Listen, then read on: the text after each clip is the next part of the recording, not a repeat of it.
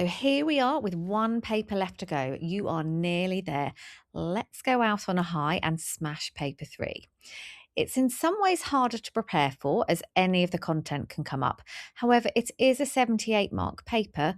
25 marks are from the essay and 15 marks are from a critical data analysis question. So this is 40 marks covered. Now, we know overall AQA like 15% of marks on practical techniques. So we will start with this and I will introduce a couple of new pieces of instrumentation I would like you to know about that we haven't mentioned in my previous videos. We have 15 marks on critical data analysis and we will do a practical application exercise on this together towards the end of the video. And then there's 25 marks for the essay, and I've got a special exercise to help elevate your essay discussion. I love marking the essays as I get to see all the misconceptions students might have across a whole spectrum of topics. But I also get to see some beautiful discussion on how biology works, why it's so important, and how much my students have learned across the 2 years. So let's start with practical techniques, and our apparatus and techniques checklist from AQA is an important one for a quick run through. Now, my analysis against this tracker since 2017 shows this checklist is equally important for paper 3 as for papers 1 and 2. Approximately 6 of these 12 will come up on average across the papers. Now, I've done a little more of a deep dive on some of the apparatus appearing on the list in my checklist for papers 1 and 2 videos. For paper 3, I want you to be familiar with this list of equipment and skills here. Now, there's a lot to go through, but generally I've covered them in previous videos and shorts. So if you need a review, look back at checklist 1 and 2 videos or check out the link in the video description for a link to a summary document. Now, I want to mention a couple of other pieces of instrumentation, the centrifuge and the haemocytometer that we haven't mentioned yet. The centrifuge you will be most familiar with in ultracentrifugation of cells, where a centrifuge separates cell components according to their size and density by spinning samples at high speed. Now, you need to remember the order at which they pellet. Bigger, more dense components settle first, lighter components settle higher up the tube and need faster speed to pellet to the bottom. Centrifugation is also used in the Meselson Stahl experiment, which allowed determination that the mechanism of DNA replication was semiconservative. Check out my study leave short number 8 on this experiment, but for an overview, Meselson Stahl grew bacteria in heavy nitrogen, then transferred them to light nitrogen and analysed the DNA after successive rounds of replication. As DNA replicated using the light nitrogen, the DNA strands got lighter, and therefore bands were settling higher up the centrifuge. After one round of replication, all DNA was intermediate in density, and after 2 rounds, half was intermediate and half was light, showing that each new DNA molecule contains one original strand and one newly synthesized strand. Another piece of equipment that very occasionally is brought up is a haemocytometer. And this is a special microscope slide used to count cells in a known volume of liquid. It can be used to measure blood cell concentrations, and it can be used in investigations on cell growth to estimate population size of bacteria following dilution. So, given its link to microscopy and dilutions, which both come up a lot, and it can link to bacteria, cell division, and the circulatory system, it is worth knowing about. Here is the method and calculations you might have to do. Pause the video and have a read. Now let's move on to an exercise that will help you prepare for many different essay examples. As you know, most of the essays are on the importance of a molecule, process, or interaction between cells and organisms. And the essay is synoptic, which means you have to link each paragraph with wider discussion to several different other topic areas when discussing its importance. If you haven't already, I would watch through 2 of my videos on the essay called Don't Cap Your Marks at 15 Before Starting, on how to plan the essay, and Write Like Examiners Want, where you will see a model multistructural essay marked and improved in examiner style. Too many students get capped at 15 marks for many reasons, which are unpacked in these videos, and in particular the standard of their AO2 synoptic discussion. So the exercise I want to do with you to prepare is one I do with my students, where together we go through some molecules and processes and look at the immediate importance of it and then the wider importance. And this will really help us make connections in our mind for good points of discussion in any essay about that molecule or process that the molecule might be involved in. So to start, I will show you one I have done for ATP. Its immediate importance is as a nucleotide used to release energy for active processes by hydrolysis by ATP hydrolase in the cells. Cell processes that need this energy include active transport, co-transport, DNA replication, breaking hydrogen bonds and forming phosphodiester bonds, vesicle transport, endo and exocytosis, restoring resting potential of neurons. We could go on. On a larger scale, however, the energy released from ATP is needed for muscle contraction, which is needed for thermoregulation, taxis, kinesis, and courtship behaviors for organisms to move to more favorable environments and reproduce. Energy release is also important for contraction of cardiac muscle, for mass transport of glucose, oxygen, hormones, just to name a few, and for removal of waste. ATP is also needed for microtubule spindle formation for cell division so that organisms can grow and repair. So, this shows how one small area of the specification can be linked to many other parts of the specification through synoptic discussion. And some of these points could make up part of our AO2 discussion after a paragraph on ATP hydrolysis. I'll now do a process in the same way. So let's do the light dependent reaction. So its immediate importance is to provide ATP and reduced NADP for the Calvin cycle to enable reduction of glycerate 3 phosphate to triose phosphate and regeneration of ribulose bisphosphate, and ultimately the production of glucose for plants. The wider importance of this, however, is to provide a substrate for respiration, provide a chemical building block which can be converted and used to synthesize other organic molecules such as starch for storage, sucrose for translocation, lipid and protein synthesis, nucleotides for DNA and RNA to enable DNA replication and protein synthesis. Again, we could go on and on here. So we will do two more together, then I'll give you a list of others that could be useful to work on if you would like independently. So I would like you to do now what is the immediate and wider importance of carbon dioxide. Pause the video and jot a list. So here are some suggestions from me. Now, you may have mentioned points that I haven't, and that's okay. Your essay discussion is not meant to be exhaustive, just clearly linking to a few wider areas. Now, you may have put that CO2 levels contribute to global warming and climate change. However, the biology specification doesn't cover the mechanism of global warming, so do not choose to write about global warming as one of your 4 essay paragraphs. It will probably be classed as GCSE. You could, however, put some AO1 recall about how CO2 is produced in the link reaction and the Krebs cycle.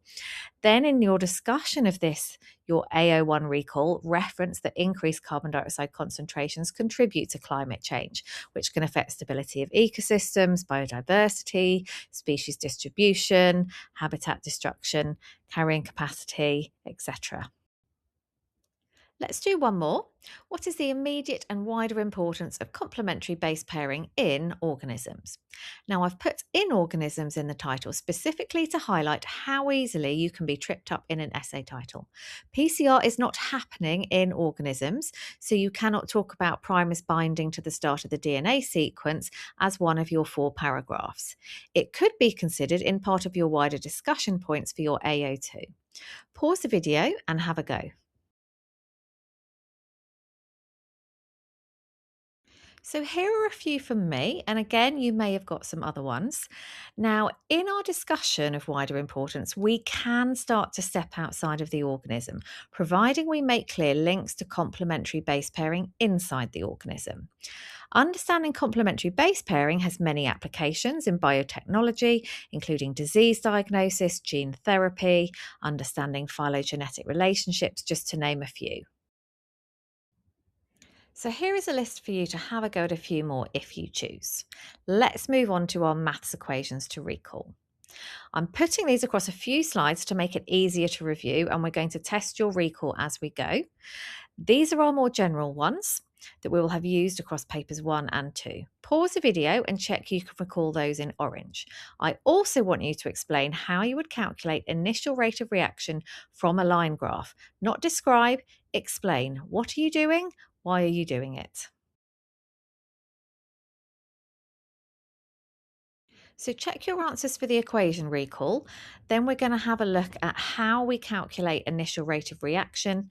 Remember here, we are supposed to be drawing a tangent to the gradient of the line at 0, 0, as the gradient here reflects the initial rate of reaction. Ensure the tangent is just touching the curve. We're going to take 2 points far apart on the tangent and calculate the change in y over the change in x to find the gradient, which reflects the rate of reaction. A couple of points here. Uncertainty is half of the smallest scale measurement on the piece of measuring equipment, unless it uses two judgments, such as a ruler or stopwatch, in which case you have to double this. Uncertainty can also be half of the range of values if you have repeats. Now, if you are doing calculations combining two measurements, you need to know how the uncertainty of each measurement impacts the uncertainty of your final calculation. If you are adding or subtracting two measurements, you must add the uncertainties together. So if I was calculating growth of a shoot, my ruler uncertainty is plus or minus 1 millimetre each time. So the total uncertainty of my change in length is 1 plus 1, which is plus or minus 2 millimetres. We have another example on the slide using mass change.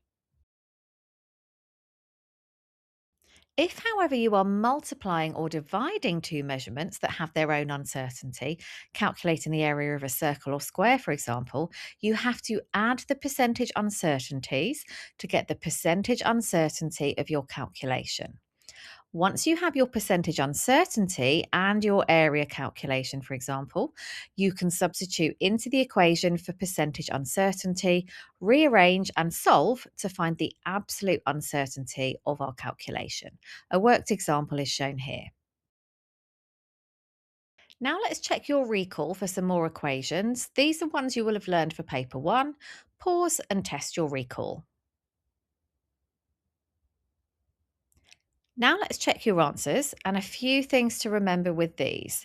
Convert measurements to the appropriate units before substituting into equations. And also you can express mitotic index as a percentage if instructed to. Now here are your paper 2 specific equations. Test your knowledge, not only on the equations, but the rules. I want you to try and get at least 3 rules for applying mark release recapture and 3 assumptions for using Hardy-Weinberg. Now let's check your answers again. Now, do remember if there is any indication in the question that a Hardy-Weinberg assumption has not been met, they may ask you to calculate allele frequency another way. Here is an example where we have some theoretical data on phenotype frequency of an inherited trait showing codominance in cattle coat colour. This is codominance because both are fully expressed in the heterozygote, which has red and white hairs. It isn't incomplete dominance, which occurs when neither allele is completely dominant. So the heterozygote shows an intermediate phenotype. This method would be suitable to apply to an example of incomplete dominance or regular dominance and recessive inheritance. So our question is, a population of farmed and selectively bred cattle show variation in coat colour controlled by a single gene with 2 codominant alleles. Heterozygous individuals show a rowan coat colour. Calculate the frequency of CW and CR in this population. So I know I can't use Hardy-Weinberg here as there is a selection pressure indicated by the selective breeding. So first of all, I need to count the number of individuals in the population. So I add up the values in the table and I see there's 100 cattle. Each cattle will have 2 alleles, so there will be 200 alleles in total. There are 36 red cattle, each of which have 2 red alleles. So that's 72 red alleles. Then the rowan cattle each have 1 red allele. So that's 72 plus 48, which is 120 alleles in total for red. By default, that must mean our 200 total alleles take away 120 red alleles should give us 80 white alleles. But let's double check that. We have 16 white cattle, each of which have 2 white alleles. So that's 32 alleles. Then we add that to the 48 alleles from the heterozygotes who only have 1. That adds up to 80. So if we look at the frequencies, 120 divided by 200 gives us a frequency of zero point 0.6 for red alleles, and 80 divided by 200 gives us a frequency of zero point 0.4 for white. So here we have calculated the equivalent of P and Q from Hardy-Weinberg, but via a different method because there was a selection pressure, so rules for applying Hardy-Weinberg were not met. So we will move on to the next sections of the checklist, which involves looking at our 15-mark critical data analysis question. This is a summary of what skills are typically assessed in the question. We will work through some of these. And most importantly, justifying study design is about ensuring we understand what features give accuracy, validity, reliability, and precision, or low uncertainty. Here is a reminder of the definitions. Now, here is an example study, and I want you to read it, and I want you to give at least one example of how the study has been designed to give accuracy, one example of good validity, one for good reliability, and one for good precision. I also want you to find a way where there has been poor attention to accuracy, poor attention to validity, reliability, and precision. So I've kept this study straightforward for clarity and emphasis.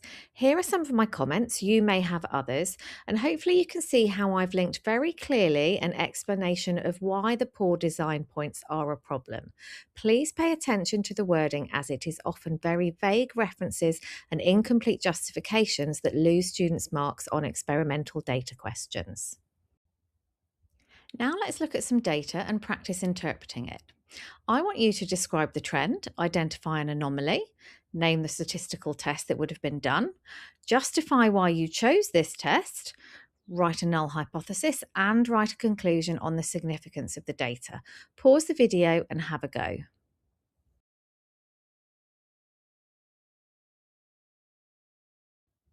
So our first question just asked for a general trend. So using the column headings, we describe this but identify the anomaly. Now, for the statistical test, we have to look carefully at what they did the test on. They compared the means at concentrations 5 and 20. So because they were comparing two means of different mice in different groups, it is the unpaired t-test. On a side note, if correlation coefficient were to be used to analyse the full trends in the table, there are only 4 data pairs, so degrees of freedom would only be 2, n minus 2, remember. So in practice, this is usually considered too few data points to draw a reliable conclusion. The critical value for significance is very high when n is small. So for our null hypothesis, it must reflect what we are comparing. It's the t-test, so we must refer to no difference between means. Now, our p-value is greater than 0.05, and that's the cutoff for significance. We want low p-values, as p-values reflect the probability the differences are due to chance. Chance is not a good thing. We want real differences.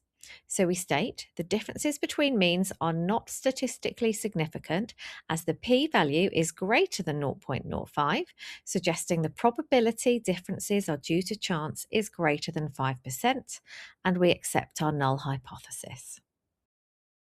Now, you were asked to write a conclusion on the significance of the data, which is a very directed conclusion. Now, you could be asked for a wider conclusion, so let's consider what makes a valid and an invalid conclusion. Now, a valid conclusion should use actual data from a valid data set, only refers to the species studied, uses cautious wording, and only states what we can conclude from evidence with relative significance. It doesn't overclaim or extrapolate or muddle causation and correlation. Here are some examples of invalid conclusions alongside justifications of why they cannot be concluded. And these could be used to answer a typical evaluate question. The wording of the justification is really important here, particularly the word representative. Try to avoid generalizable. For your CPACS, it's 1 to 12 for paper 3. You should know this already, but make sure you know the aims, why certain steps in the method are important, how to interpret the data, how to form a conclusion, and evaluate the investigation. So let's move swiftly on to my final advice for the exam on the day. You should be spending 45 minutes on the essay, but don't do it first. When the paper starts, look at the essay titles, then do the rest of the paper, as the questions may help you formulate some ideas for your essay plan or even remind you of some A-level terminology worth including. Then, with 45 minutes to go, make sure you start your essay. Spend no more than 5 minutes making a plan for your 4 paragraphs with clear reference to the AO1 recall and the AO2 synoptic discussion with A level key terms. Then you complete your essay. If you haven't finished the questions, still start the essay with 45 minutes to go, but write as concisely as you can without dropping A-level terminology and focus on direct links to the essay titles rather than additional information indirectly associated by the chosen topic. For example, if you are doing a paragraph on the importance of enzymes in gene technology, stick to the named enzymes and their specific roles rather than include any bacterial transformation or electrophoresis detail following use of the enzymes. Then, if you still have questions to go back to, stop after 3 good paragraphs and return to any blank questions you haven't had time to do. The reason why I suggest this is most students end up getting capped in the multistructural band anyway from lack of A-level detail or number of errors, and you can still get 15 marks from 3 good paragraphs that include errors and have some lack of depth. You are more likely to gain more marks from answering questions you haven't had a chance to answer than doing your 4th paragraph. If you've had a good go at all of the questions, or your only blanks are questions you've tried and you're struggling on, or your past attempts at essays have gained marks over 15, then it might be worth keeping on going with your 4th paragraph rather than go back and review your answers. So that's it. You are so close to the finish. All of your hard work will be paying off, and you have a summer of celebration ahead of you in a few days' time. Thank you for supporting my channel, and I wish you the very best of luck on paper 3 and on results day.